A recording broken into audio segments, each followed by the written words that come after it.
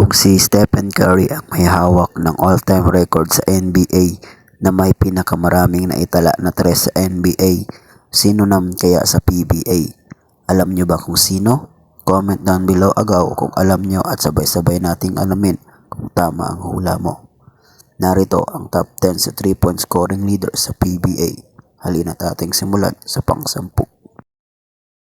Pang-10 si Mick Pinisi na mayroong 958 3 points made na naglaro noong 2000 hanggang 2017. Pang-9 naman si Alfonso Solis na mayroong 1003 points made na naglaro noong 1987 to 2001. At pang-8 si Arwin Santos na mayroong 1088 3 points made na naglaro sa 2006 hanggang sa present. Pang-7 si Marcio Lassiter na mayroong 1,107 3 points made na naglaro noong 2011 hanggang sa present.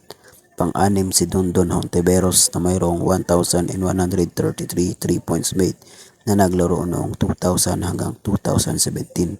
Pang-5 si Ronnie Magsanok na mayroong 1,171 3 points made na naglaro noong 1989 to 2002.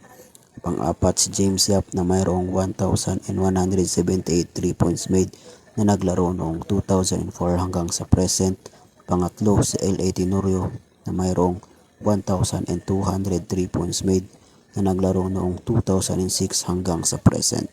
Pangalawa si Alan Kaidik na mayroong 1,242 3 points made na naglaro noong 1987 to 1999. At ang nanguna sa aspetong ito mga agaw ay si Jemmy Alapag na mayroong 1,250 3 points made na naglaro noong 2003 hanggang sa 2016.